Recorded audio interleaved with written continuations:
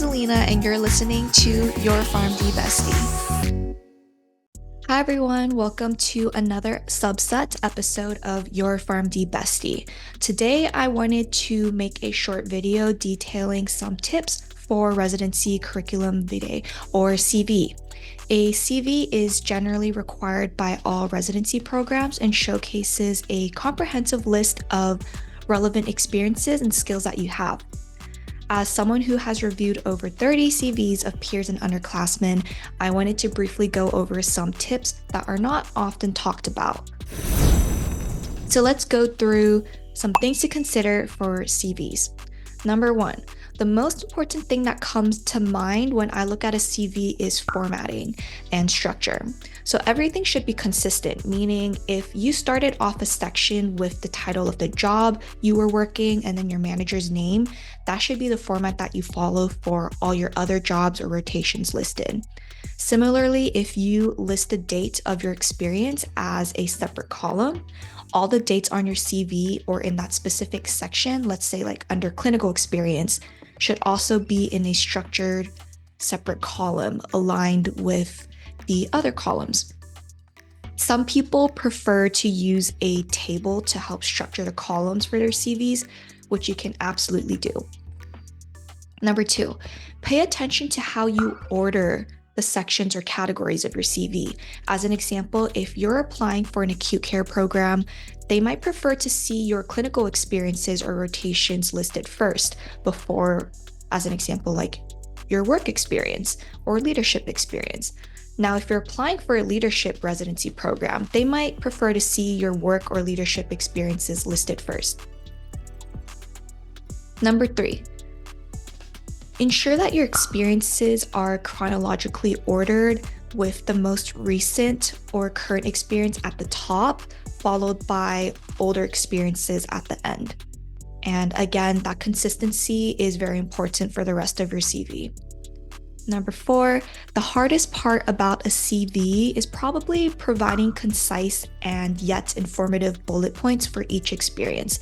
So as the reader, I start teasing out what could be fluff if you have more than 3 bullet points per experience and or more than 2 lines per bullet point.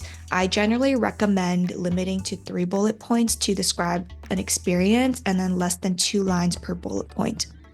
Number 5, when filling out the bullet points for each experience, try not to repeat the same type of experience or skill that you have already showcased under another experience.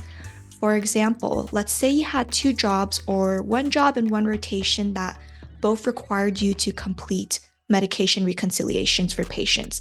Now, if you mentioned that under one experience, save a bullet for the other experience. That way you can talk about something else that isn't repetitive, and you can also showcase a greater diversity of skills. Number 6. Similarly, try not to use the same verb for bullet points more than 2 times throughout your CV. This is more difficult than you might realize, so I would pay special attention to this. When I edit someone's CV or when I was writing my own, after I finished, I would search all the verbs that I used to make sure that I was only using it 2 to 3 times, or else imagine reading line by line something that says manage blah blah blah blah blah, manage blah blah blah blah blah, conducted blah blah blah blah, conducted blah blah blah. You want some more variation in that. All right, number 7.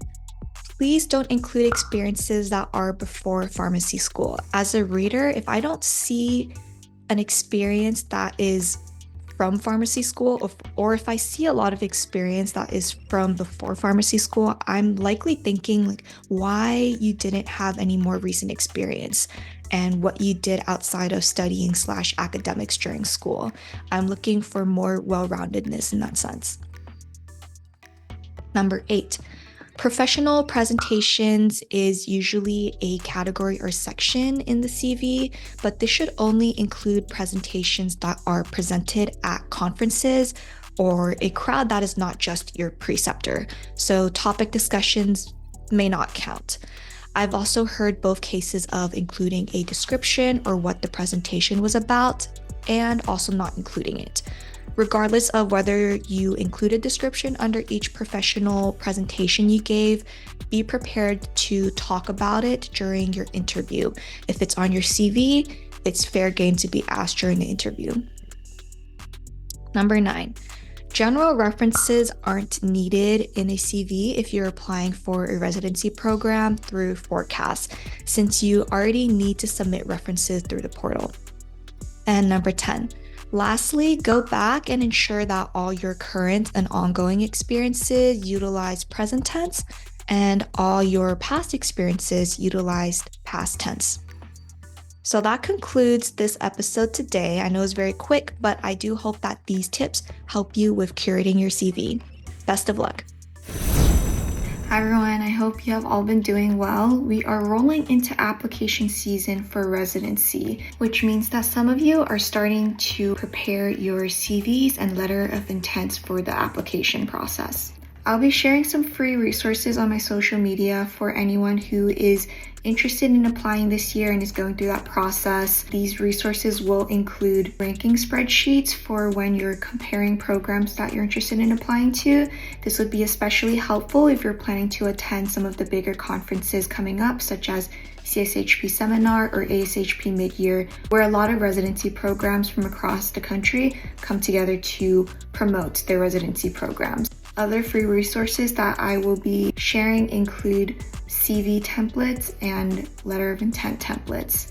I will also be offering one-on-one paid coaching sessions. I found it helpful in the past to have people look through my CVs and LOIs to provide feedback before I actually turn those in. So if that is something of interest to you, you think that it will be valuable, feel free to reach out to me, DM me personally, and I'll give you some more information on what that entails.